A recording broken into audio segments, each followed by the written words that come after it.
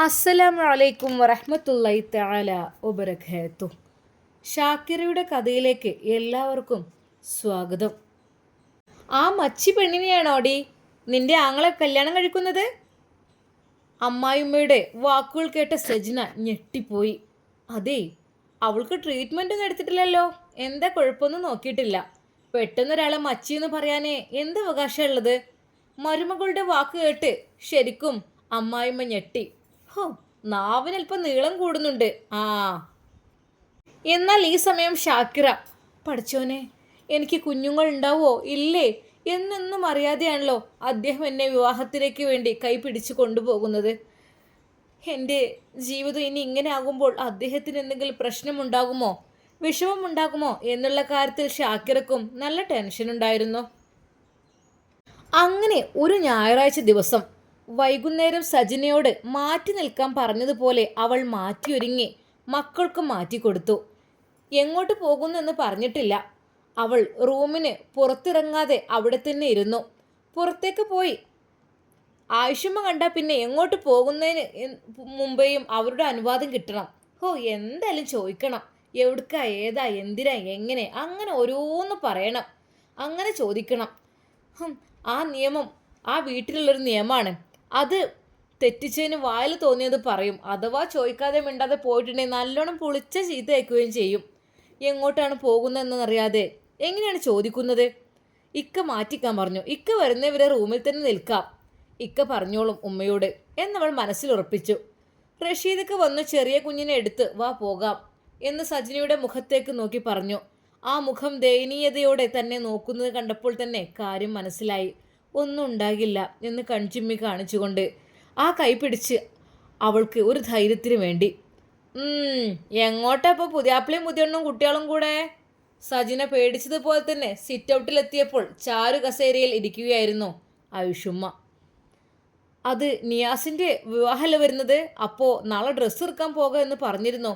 അതിന് രാവിലെ കുട്ടികളെയും ഒക്കെ ഒതുക്കി പോകാൻ ബുദ്ധിമുട്ടല്ലേ? ആ, അപ്പോൾ പിന്നെ ഇപ്പോൾ തന്നെ പോകാമെന്ന് വിചാരിച്ചു. റഷീദാണ് ചോദ്യത്തിനുള്ള മറുപടി പറഞ്ഞത്.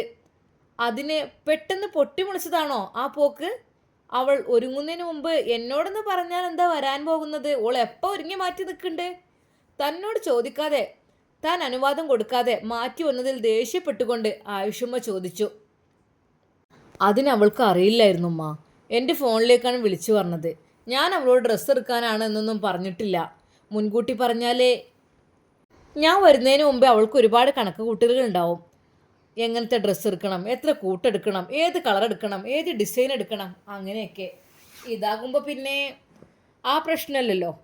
അപ്പം പിന്നെ അങ്ങനെയൊക്കെ അവൾ പറയുമ്പോഴേ അതിനൊക്കെ ഭയങ്കര ഒരുക്കായിരിക്കും. അപ്പോൾ പിന്നെ വാങ്ങിക്കൊടുക്കാതിരിക്കാനും പറ്റൂലല്ലോ. നേരത്തെ പറഞ്ഞിരുന്നേലേ അവൾ എന്തെങ്കിലുമൊക്കെ ഐഡിയകൾ കണ്ടുപിടിച്ചേനെ. എൻ്റെ കയ്യിലെ ക്യാഷ് കളയാനേ. തൽക്കാലം ഇങ്ങനെ മതി. പെട്ടെന്ന് ശരിക്കും അവൻ ഉമ്മയുടെ മുമ്പിൽ നിന്ന് രക്ഷപ്പെടുവാൻ അങ്ങനെയാണ് പറഞ്ഞൊപ്പിച്ചത്. ഉമ്മ വിശ്വസിക്കും വിധം സജിനയെ കുറ്റപ്പെടുത്തി പറഞ്ഞുകൊണ്ട് ഉമ്മയുടെ മുഖത്തേക്ക് നോക്കി. മരുമകളെ തന്നെ മുന്നിലിട്ട് കുറ്റപ്പെടുത്തിയത് കൊണ്ടാവാം അവരുടെ മുഖം തെളിഞ്ഞു. അല്ലെങ്കിലും മരുമക്കളെ കുറ്റം പറയുമ്പോൾ അമ്മായിമാർക്ക് ഭയങ്കര ഒരു സന്തോഷമാണ്. ചോദിക്കാത്തതിലുള്ള ദേഷ്യം ഇപ്പോഴും മുഖത്ത് കാണാനേ ഇല്ല ഉമ്മ. അതെ, അവളോട് അങ്ങനെ പറയാനൊന്നും പറ്റൂലേ. ഒക്കെ പെട്ടെന്നുള്ള പരിപാടിയേ നടക്കുള്ളൂ. പെണ്ണുങ്ങളെ സാധനങ്ങൾ എൻ്റെ കയ്യിലെ ക്യാഷ് മുഴുവൻ പോവും. എന്താന്നില്ലേ, അതാണ് ഞാൻ ആരോടും പറയാനിരുന്നത്. ശരിക്കും ആ ഉമ്മ നല്ലോണം സന്തോഷിച്ചു. ഹോ, എങ്ങനെയുണ്ട് തൻ്റെ ഐഡിയ എന്ന രീതിയിൽ സജിനയെ രണ്ട് പുരുകവും പൊക്കിക്കൊണ്ട് അവൻ ചോദിച്ചു. അവൾ കള്ളഗൗരവത്തോടെ മുഖം തിരിച്ചെങ്കിലും ആ ചുണ്ടുകളിൽ പുഞ്ചിരി ഒളിപ്പിച്ചിരുന്നു. ഉമ്മാനെ സോപ്പിടാൻ ഇതിനേക്കാളും വലിയൊരു മാർഗ്ഗമില്ല എന്നും അവൾക്കും തോന്നി. റഷീദിൻ്റെ വണ്ടി കുറച്ച് നേരത്തെ ഓട്ടത്തിന് ശേഷം 30 സെൻറ്റും അതിൽ നല്ലൊരു വീടുമുള്ള വീടിൻ്റെ മുറ്റത്തേക്ക് വന്നു.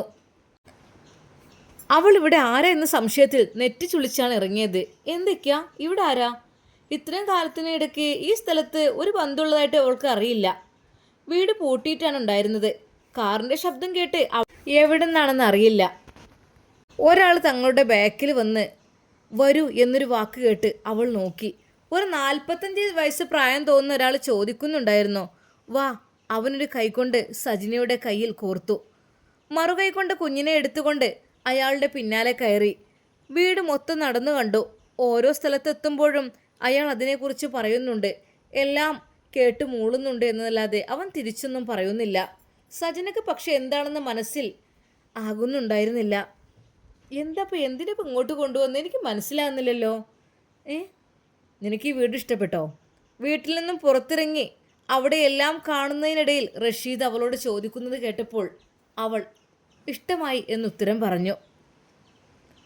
ഓ എന്തിനാന്നാവോ ഇത് നമുക്ക് അങ്ങ് വാങ്ങിയാലോ? നമ്മുടെ തറവാട്ടിൽ നിന്നും ഇത്തിരി ദൂരെയാണെന്ന് മാത്രമേ ഉള്ളൂ. അയൽവാസികളൊക്കെ ഉണ്ട്.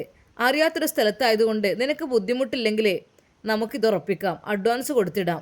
പിന്നെ രജിസ്ട്രേഷനും കഴിഞ്ഞ് താമസം തുടങ്ങുന്നതിന് മുമ്പ് വീട്ടിൽ പറയാം. തൻ്റെ വീട്ടിൽ നിന്ന് തന്നെ പറയാമെന്ന് പറഞ്ഞ് അവളുടെ അഭിപ്രായം അറിയാനായി അവൻ അവളുടെ മുഖത്തേക്ക് നോക്കി. എന്തായാലും വീടും സ്ഥലവും വാങ്ങിക്കുകയല്ലേ? അപ്പോൾ പിന്നെ വീട്ടിൽ നിന്നും ഒരുപാട് ദൂരമല്ലാതെ രണ്ടിൻ്റെ ഇടയിൽ ഒരു വീട് കിട്ടുകയാണെങ്കിൽ അതല്ലേ നല്ലത്? രണ്ടു ഭാഗത്തേക്കും പോകാൻ സുഖമായ സ്ഥിതിക്ക് എനിക്കിവിടെ ഇഷ്ടപ്പെടാതൊന്നുമില്ല. നമുക്ക് ഞാൻ പറഞ്ഞതുപോലെ സ്ഥലം കിട്ടിയില്ലെങ്കിൽ ഇത് തന്നെ നോക്കാം. രണ്ട് വീടിൻ്റെ തൊട്ടടുത്തുമല്ല ഒരുപാട് ദൂരെയുമല്ലാത്ത വിധം. സജിന പറയുന്നത് ശരിയാണെന്നും റഷീദിനും തോന്നി. അതെ, നീ പറഞ്ഞതുപോലെ നോക്കാം. ഞാൻ എന്തേ അങ്ങനെ ചിന്തിക്കാതിരുന്നത്? അവനൊരു ചിരിയോടെ പറഞ്ഞു. അന്ന് പിന്നെ നേരെ പോയത് അവളുടെ വീട്ടിലേക്കായിരുന്നു. തന്നെ വിട്ട് അവളുടെ വീട്ടിൽ പോയി നിൽക്കാത്തത് കാരണം അവൾ അവളുടെ വീട്ടിൽ താനും കൂടി ഉള്ളപ്പോൾ മാത്രമേ നിൽക്കാറുള്ളൂ. അതും വർഷത്തിൽ 1-2 ദിവസം മാത്രം. ഇനി വേറെ എടുത്ത് താമസം മാറ്റിയാലേ അവൾക്ക് അവിടെ പോയി നിൽക്കാൻ കഴിഞ്ഞില്ലെങ്കിലും അവളുടെ ഉപ്പാക്കും ഉമ്മാക്കും കുറച്ച് ദിവസം അവളുടെ കൂടെ വന്ന് താമസിക്കാനെങ്കിലും കഴിയും. മകളും ഭർത്താവും കുട്ടികളും വന്നതുകൊണ്ട് തന്നെ അവളുടെ ഉമ്മാക്ക് എന്തൊക്കെ ഉണ്ടാക്കണം കൊടുക്കണം എന്നറിയാത്ത വെപ്രാളമാണ്. വർഷത്തിലൊരിക്കൽ വരുന്ന വിരുന്നുകാരിയാണ്. എന്തു കൊടുത്താൽ ആണ് തനിക്ക് മനസ്സ് നിറയുന്നത് എന്നവർ ചിന്തിച്ചു. തൻ്റെ മകളെ എത്ര ഊട്ടിയാലും സൽക്കരിച്ചാലും മതി വരാത്ത ഉമ്മമാർക്കായിരിക്കും അത്.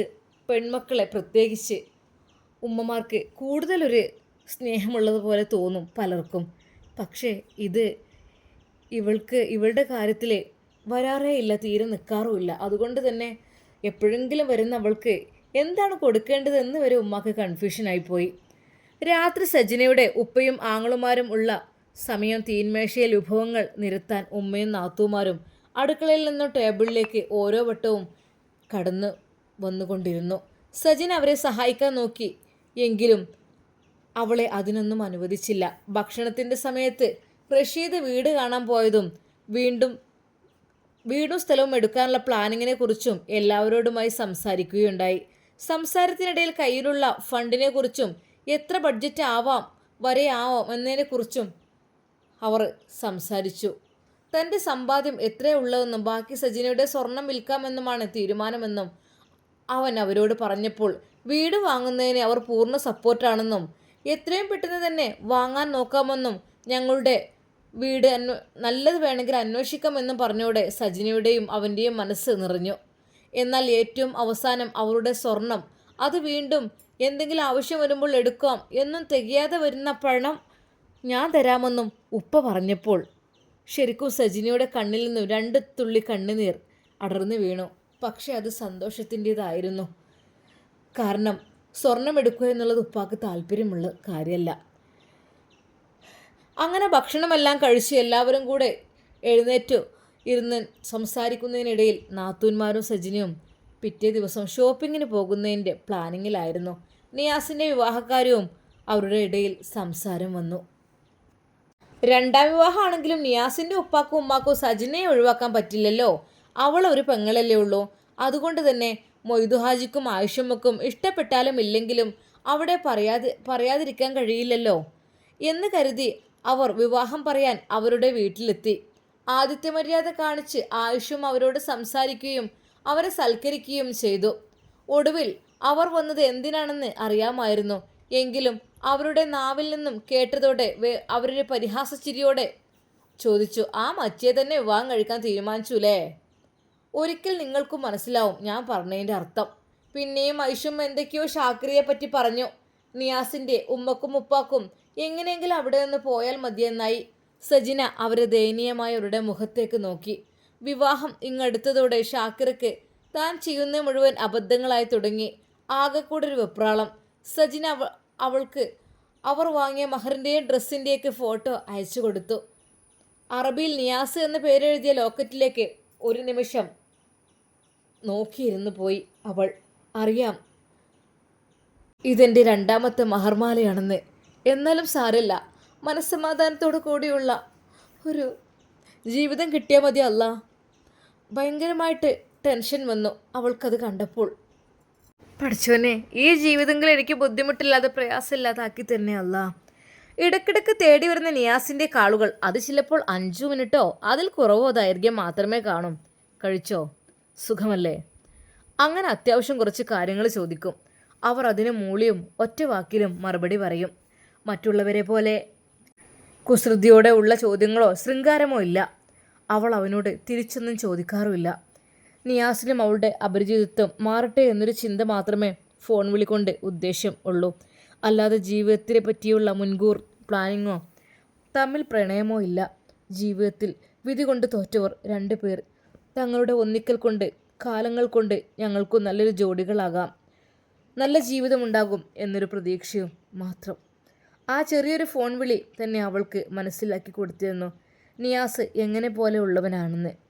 ചില ആണുങ്ങളൊക്കെ ഏതെങ്കിലും പെണ്ണുങ്ങളുടെ നമ്പർ കിട്ടാൻ വേണ്ടി കാത്തിരിക്കുകയായിരിക്കും, വെറുതെ ശൃംഗരിക്കാൻ. പിന്നെ സൗണ്ടൊന്ന് മാറിയാൽ വയ്യേ എന്ന് അന്വേഷിക്കുന്നവർ ആബിദിനെ പോലെ അല്ലെന്നും അങ്ങനെ അവനെ പോലെ ആകില്ലെന്നും എന്നൊരു തോന്നൽ മനസ്സിൽ ഉറച്ചു നിന്നു. ഇത്രയും കാലം ആബിദിൻ്റെ ഭാര്യയായിട്ട് താൻ ആ വീട്ടിൽ കഴിഞ്ഞിട്ട് ഇന്ന് വരെ അസുഖമാണെന്ന് കണ്ടുപോയാൽ പോലും എങ്ങനെ ഉണ്ട്, കുറവുണ്ടോ, വയ്യെങ്കിൽ ഡോക്ടറെ കാണിക്കാം എന്നൊരു വാക്ക് പോലും അവൻ പറഞ്ഞിട്ടേ ഇല്ല. ആബിദിനെ പോലെ അല്ല, സ്ത്രീകളെ സ്നേഹിക്കാനും ബഹുമാനിക്കാനും കഴിയുന്ന ഒരാളാണ് നിയാസ് എന്ന് ഇതിനോടകം തന്നെ അവൾക്ക് മനസ്സിലായിരുന്നു. ഇടയ്ക്കുള്ള വിളി അവളുടെ വെപ്രാളം കുറച്ചു. ആ വൃദ്ധ ദമ്പതികൾക്കും തങ്ങളുടെ മകളുടെ വിവാഹം നടന്നത് കാണാനുള്ള സന്തോഷം അവരുടെ മുഖത്തും കാണാമായിരുന്നു.